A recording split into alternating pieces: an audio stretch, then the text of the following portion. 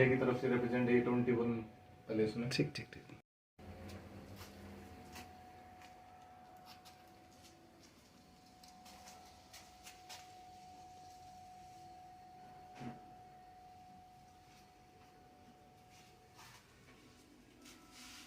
हाँ बाबू भाई, एक बार उधर कोई वो आए होंगे नहर नहर महकमा वाले। हाँ वो काम कर रहे थे, उनके लेबर की रुकवा दिया हुआ बोले बिना अपने परमिशन के कर रहे हैं। उसका फोन आया था ठेकेदार का। हाँ हाँ अभी पहले वही बोले। तो एक बार तो नहीं उसकी तो काम की तो परमिशन तो कैसे ली थी, मेरे को तो ये बोला था बोला डीसी साहब की बात होगी एक्शन साहब से, तो बोला कोच साहब से पूछ लो, तो मैंने तो बताया था मैं यहाँ यहाँ होना भाई काम तो। हाँ एक बार थोड़ा अच्छा ठीक ठीक।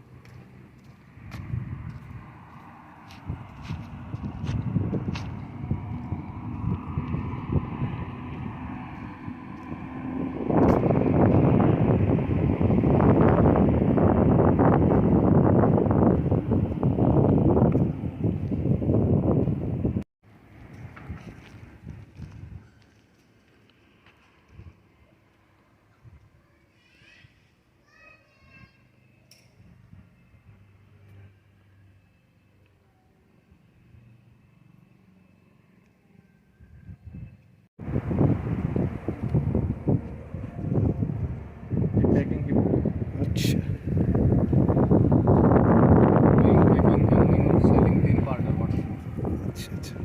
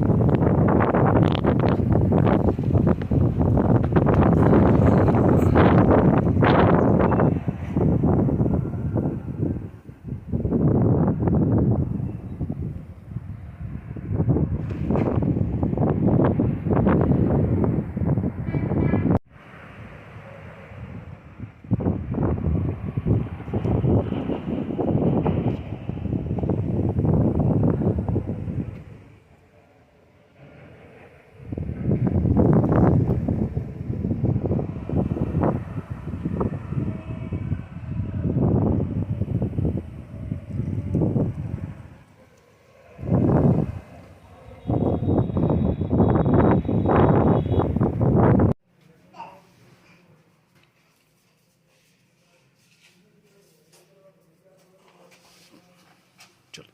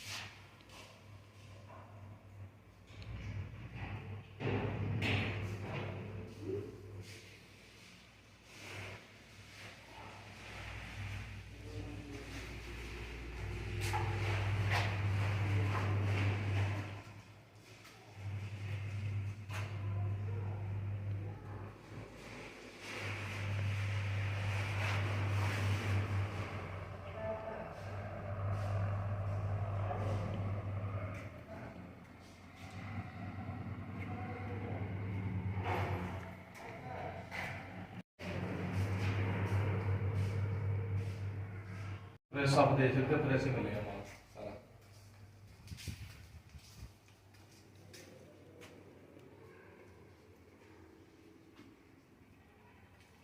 ये फ्रूट भी रख दो एक बार, सारा लंच ओपन कर दो।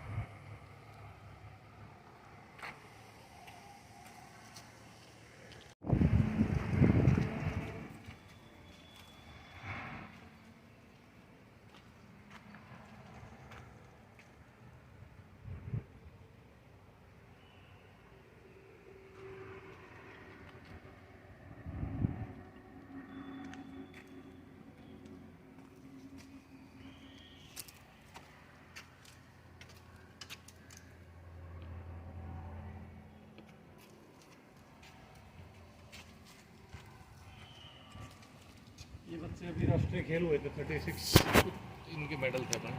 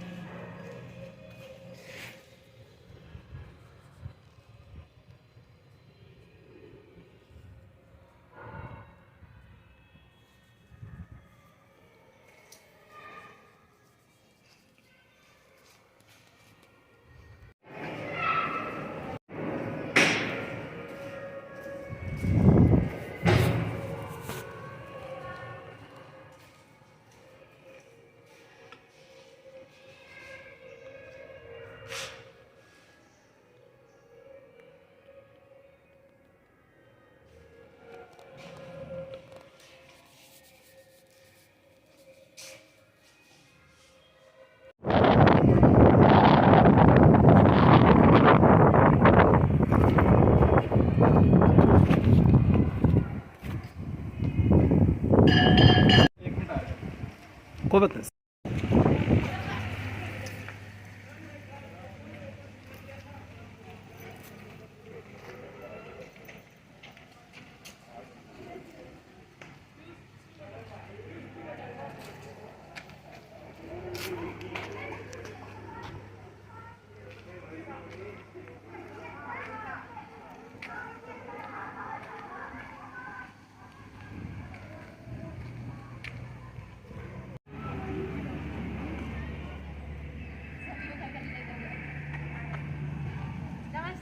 नमस्ते uncle. God bless you, God bless you.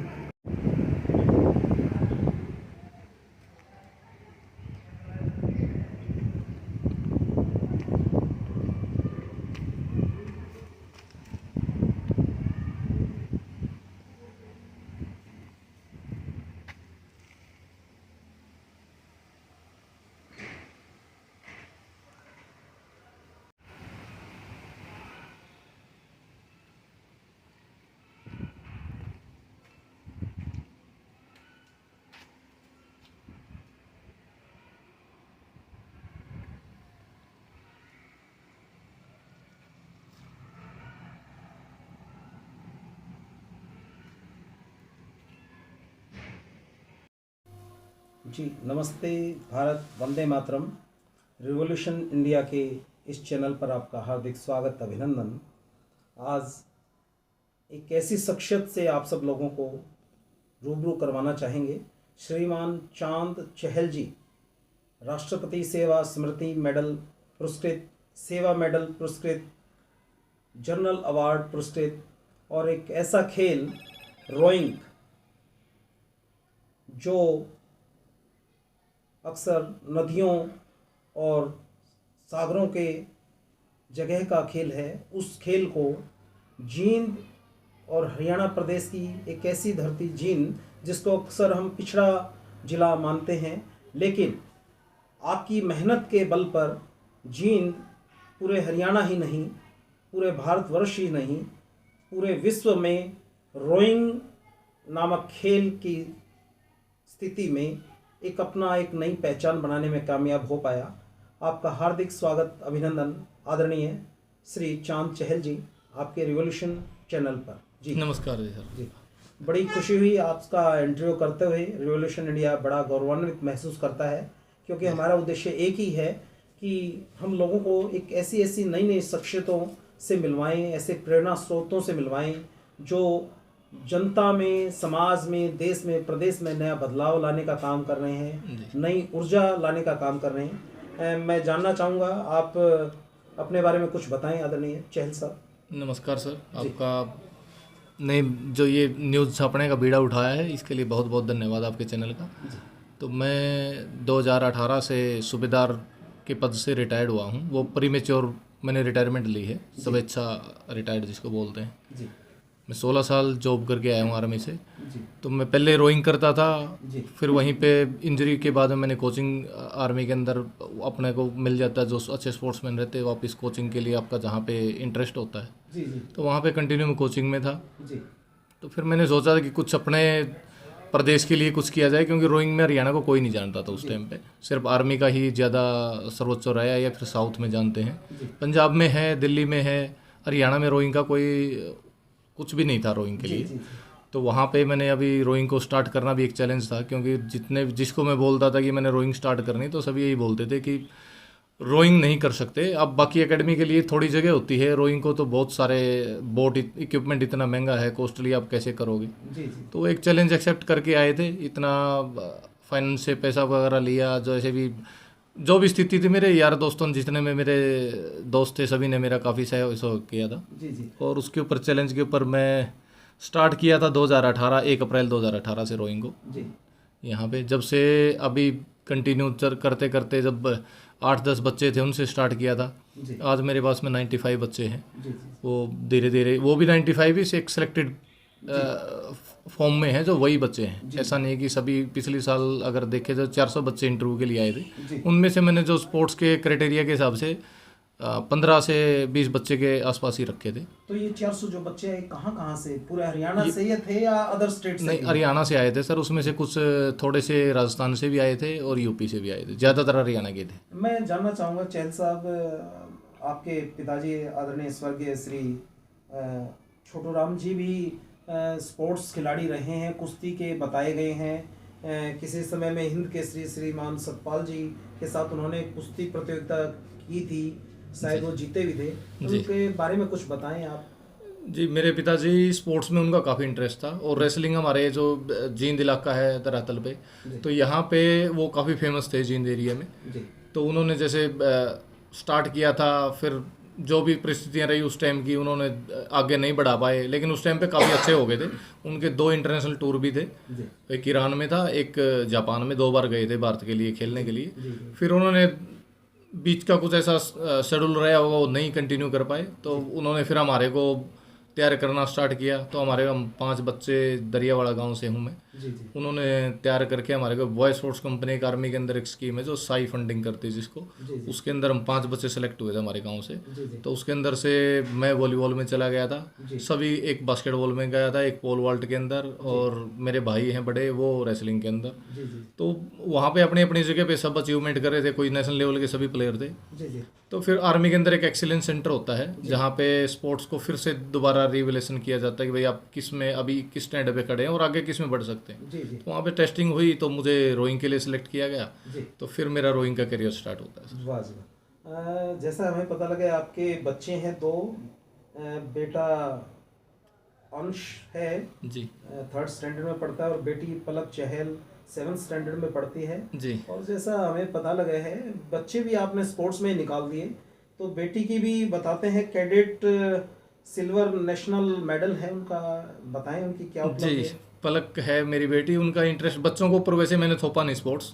यहाँ पे भी जो भी बच्चे मेरे पास इंटरव्यू के लिए आते हैं उनको यही बोलता हूँ, भाई आपका जिसमें इंटरेस्ट है पहले वो कीजिए, फिर आप में क्वालिटी किस में है वो उसमें जाइए। तो अब मेरा बेटा बोला मुझे कुश्ती करना है, तो वो कुश्ती में जाता है, उसको 1 साल हो गया अभी कुश्ती करते हुए। जी जी। और बेटी को मेरे को पहले मैं कुश्ती में जा रही थी, वो फिर कुश्ती में वो बोली नहीं पापा मुझे रोइंग ही करनी है, तो रोइंग में कंटिन्यू स्टार्ट किया था। अभी जून के अंदर श्रीनगर में जो उनका नेशनल हुआ था उसमें सिल्वर मेडल था। बहुत बड़ी बात है चैल साहब, ये मतलब जींद के लिए बड़ा गौरव का विषय है। मतलब एक दरिया वाला ग्रामीण परिवेश से उठ के कोई व्यक्ति पूरे देश की सेवा करके आता, आर्मी में अपनी सेवाएं देता है, बेहतरीन सेवाएं देता है, जिसको प्रतिपादित करते हैं उनके मिले हुए विभिन्न अवार्ड, और फिर आर्मी से प्री मेच्योर रिटायरमेंट लेने के बाद फिर से अपने जींद शहर को कुछ देने के उद्देश्य से, एक आर्मी मैन हमेशा देता रहा है, आफ्टर प्री मेच्योर रिटायरमेंट भी उसने देने के उद्देश्य से रोइंग जैसा एक खेल जो इस पृष्ठभूमि का है ही नहीं है, उस पे आपने काम किया। और निश्चित तौर पर अभी मैं देख रहा था, मूव कर रहा था पूरे आपके संस्थान को, बहुत बड़ी बड़ी उपलब्धियां। अभी पीछे कोई नेशनल गेम हुए हैं गुजरात में, वहां भी कुछ उपलब्धियां आपकी। जी बताइए सर। नेशनल गेम के अंदर हमारे 2 सिल्वर और 1 ब्रॉन्ज मेडल आया था। हमारे जो बच्चे पार्टिसिपेट किए थे, ज़्यादातर सारे बच्चे अपने क्लब के ही थे यहीं पे, जो यहीं से ट्रेन किए थे। उनमें से अभी 2 सिल्वर मेडल हरियाणा का, पहली बार वहाँ पे भी काफ़ी सारा इनक्रेजमेंट मिला कि भाई एक हरियाणा में जहाँ कोई रोइंग को जानता नहीं था, इतने बड़े प्लेटफॉर्म के ऊपर नेशनल गेम, बहुत बड़ा, अपने इंडिया सबसे बड़े गेम है, वहाँ पे 2 सिल्वर मेडल लेना, 1 ब्रॉन्ज मेडल लेना, वो भी जूनियर बच्चे थे, उन्होंने सीनियर में बीट करके लिया है। बहुत बड़ी बात। जी सर। अभी मिस्टर चहल साहब, इस पूरी यात्रा के दौरान जब आप समाज को, प्रदेश को एक खिलाड़ियों की नई नई प्योद तैयार करके दे रहे हैं, और वो फिर कभी नेशनल में खेलेंगे, कभी कॉमनवेल्थ गेम खेलेंगे, कभी वर्ल्ड चैंपियनशिप खेलेंगे, कभी ओलंपिक में खेलेंगे, और फिर वो देश प्रदेश का नाम रोशन करेंगे, तो इस यात्रा के दौरान आपको किसी प्रकार की क्या क्या बाधाएं आई, कुछ चर्चाएं करना चाहें हमारे इस चैनल के माध्यम से, क्योंकि यात्रा सामान्य यात्रा नहीं है, निश्चित तौर पर बाधाएं आई हुई होगी, तो बताइए प्लीज श्रीमान जी। जी सर, जैसे स्टार्ट करते हैं आप, रोइंग के नाम से भी ये यूरोपियन गेम स्पोर्ट्स है जी। इसका इक्विपमेंट यहाँ पे सबसे बड़ी दिक्कत इक्विपमेंट की है, जो यहाँ पे मैन्युफैक्चरिंग नहीं है इंडिया में। सारा इक्विपमेंट हमें एक्सपोर्ट करना पड़ता है विदेशों से, तो उसका जो टैक्स वगैरह लग के बहुत ज़्यादा कॉस्टली होता है। मेरा जो पूरा इक्विपमेंट मुझे पड़ा था उस टाइम पे 1 करोड़ रुपए से प्लस प्लस का तो इक्विपमेंट था। फिर बच्चों को रहना और बाकी सुविधा देना है, तो वो बहुत सारी डिफ़िकल्टी थी। पैसा बैंक से उठाया, सब कुछ करके मुझे चैलेंज था कि मैंने स्टार्ट करना एक बार ये दिखाना कि रोइंग हम कर सकते हैं, ऐसा नहीं कि प्राइवेट सेक्टर नहीं कर पाएगा। और हरियाणा में इतना टैलेंट है, उसको आगे निकालने के लिए सभी कुश्ती में, बॉक्सिंग में या इसमें जाएंगे तो नहीं होगा। बहुत सारी मल्टी टैलेंटेड है, तो रोइंग में भी अगर उनको स्टार्ट देंगे तो वो आगे बहुत सारा जाएंगे। तो जब स्टार्ट किया तो मैंने बताया जैसे 8-10 बच्चे ही थे उस टाइम पे, किसी को पता, लड़कियों को तो कौन भेजे, उस टाइम पे ये था एक रिव्यू। तो जब स्टार्ट किया था, उसके स्टार्टिंग की प्योद का एक लड़का है लक्ष्य, जिसने जब स्टार्ट किया था मेरे पास में फर्स्ट टाइम जब ही आया था, वो छोटा 12-13 साल का लड़का था, अभी वो 17 साल का हुआ, 17.5 का। तो उसने अभी एशिया में गोल्ड लिया है अपने लेवल पे। ये मेरी एक अचीवमेंट, हाँ अचीवमेंट, जो बेस्ट अचीवमेंट है। बाकी नेशनल लेवल पे हम ओवरऑल इंडिया के अंदर पहली 5 प्लेस से कभी आउट नहीं हुए हैं, जब से अभी स्टार्ट पिछले 2 साल से जितने भी टूर्नामेंट में हैं। तो बाकी यहाँ पे अगर गवर्नमेंट से अगर रिकमेंड की जाए कि मुझे क्या चाहिए, मैं बहुत अच्छा कर सकता हूँ। जब मुझे बिना सुविधाओं की इतना मैं करने की अक्षमता रखता हूँ, तो अगर सरकार मुझे चाहे तो सबसे ज़्यादा दिक्कत है यहाँ पे पानी की। तो नहर में पानी बहुत कम रहता है, और ये पानी का ही गेम है जिसको करवाने के लिए सबसे बड़ी डिफिकल्टी। अगर मेरा एक ये काम अगर गवर्नमेंट ये भी कर दे कि नहर में थोड़ा सा पानी, उसमें हम ये भी नहीं कर रहे कि किसानों का पानी रोक रहे हैं किसी का। किसान, क्योंकि मैं खुद किसान का बच्चा हूँ और स्पोर्ट्समैन का बच्चा हूँ, सोल्जर हूँ, तो उसमें मुझे किसी से ऐसा कोई ये नहीं कहना कि गवर्नमेंट नहीं कर रही है या किसी का, या मैं किसी किसान का नुकसान। उसमें अगर गवर्नमेंट चाहे, इसी नहर में हम आसी ब्रांच में करते हैं रोइंग, यहीं से ही बच्चे निकल रहे हैं। और जहाँ पे बहुत सारी करोड़ों की सुविधाएं हैं, भोपाल में आर्मी के अंदर, जब हमने इतनी कम सुविधाओं से वहाँ पे बीट कर सकते हैं, तो डेफिनेटली अगर थोड़ी सी सुविधा हमारे को पानी की मिल जाए तो हम ओलंपिक मेडल जरूर लेके आएंगे। और मेरा टारगेट है अभी 2028 से पहले हम ओलंपिक में पहुंचेंगे और एशियन गेम में मेडल लेंगे। ये मेरा बिल्कुल चैलेंज है। क्या बात है सर। और अगर मुझे पानी की सुविधा अगर प्रोवाइड कर दी जाए, जैसे भी, वो तो टेक्निकल इशू है कि गवर्नमेंट बताएगी किस तरीके से करवा सकते हैं। इसी नहर में पानी रोक के या शटर डाल के जिस तरीके से भी कर सकते हैं, वो अगर गवर्नमेंट एक बार देख ले तो मेरा यही गुजारिश है कि बच्चों का भविष्य और ज़्यादा सुनहरा हो सकता है। बड़ा अच्छा लगता है चहल साहब, आपके जज्बे को, आपके फ्यूचर प्लानिंग को देख के कि आप भारतवर्ष के लिए ओलंपिक गोल्ड मेडल लाना चाहते हैं रोइंग जैसे खेल में, और जींद हरियाणा प्रदेश के जींद जिले से, क्योंकि ओलंपिक में एक हब था कि मेडल लाने का, एक हरियाणा एक प्रदेश था पूरे भारतवर्ष में जो ओलंपिक मेडल ला रहा था, उसी कड़ी में आप अपना शेयर डालना चाहते हैं। और आपका निश्चित तौर पर हमारे चैनल के माध्यम से सरकार के विभिन्न अंगों तक आपकी इस बात को पहुंचाने का काम करेंगे। आपका बहुत बहुत धन्यवाद। आपका भविष्य उज्जवल हो, इन्हीं शुभकामनाओं के साथ मेरा फिर हमारे देखने वाले दर्शकों से एक विनम्र प्रार्थना, आप देखते रहिए। निश्चित तौर पर मिस्टर चहल साहब के साथ फिर कभी किसी एक मोड़ पर मुलाकात होगी जब कोई नई उपलब्धि अचीव कर पाएगा। रोइंग जींद जिला गांव दरियावाला से श्रीमान चांद चहल जी, जो श्रीमान छोटू राम के नाम से अपनी एकेडमी को चला रहे हैं, और निश्चित तौर पर प्रशासन सरकार को इस विषय पर जरूर ध्यान देना चाहिए। निश्चित तौर पर ये एक पौध तैयार कर रहे हैं बच्चों की, जो भारतवर्ष को गौरवान्वित करने का काम करेगी। जय श्रीमान चांद चहल जी, जैसे कि हमें पता लगा है 16 से 18 दिसंबर तक जींद शहर में रोइंग की खेलो इंडिया की तर्ज पर खेलो हरियाणा एक रोइंग की भी प्रतियोगिता जींद में आयोजित हो रही है। उसमें आप भी एक बहुत महत्वपूर्ण कड़ी के रूप में काम कर रहे हैं। आप बताइए वो प्रतियोगिता कहाँ से कहाँ तक होगी, उसके बारे में बताइए श्रीमान जी। सर, ये जो प्रतियोगिता होने वाली है स्टेट लेवल पे, जो अभी खेलो इंडिया गेम होते हैं भारत में, वो जो गुजरात इसमें अभी भोपाल में होना है जनवरी के अंदर, तो उससे पहले रोइंग उसमें इंक्लूड नहीं था। अभी इस साल से फर्स्ट टाइम इंक्लूड किया गया है। तो गवर्नमेंट ने यहाँ पे और कोई सेंटर है नहीं रोइंग का, तो यहाँ जींद को मिला है इसका सौभाग्य कि ये स्टेट करवाने का। उसका जो भी एडमिनिस्ट्रेशन की जितनी भी सारी सुविधाएँ हैं, जो करवाने की एबिलिटी होती है, वो सारी यहाँ पे डीएसओ मैम के साथ मिलके हम ही ये प्रोवाइड करवा रहे हैं। इसमें डीसी साहब ने काफ़ी सहयोग किया है कि आपको जो भी चीज़ें इसके अंदर रिक्वायरमेंट है वो हम कर सकते हैं। जैसे नहर के ऊपर हमारे बोटों को उतारने के लिए दिक्कतें आ रही थी, तो उन्होंने स्टेयर वगैरह बना के दी है। तो अभी एक प्रॉब्लम यही है कि पानी की अगर नहीं हुई तो या तो पिंडारा में उसका लोकेशन सेट किया गया है, अगर पानी उस टाइम पे अवेलेबल हुआ 15 तारीख को, तो फिर आसी ब्रांच में ही इस प्रतियोगिता को तो करेंगे। जी जी। तो उसमें बतौर मुख्य कोच और रेफरी के रूप में आप अपना रोल अदा करेंगे। जी सर, मैं जी धन्यवाद, थैंक यू। जय हिंद, जय भारत, वंदे मातरम, नमस्ते भारत। Thank you.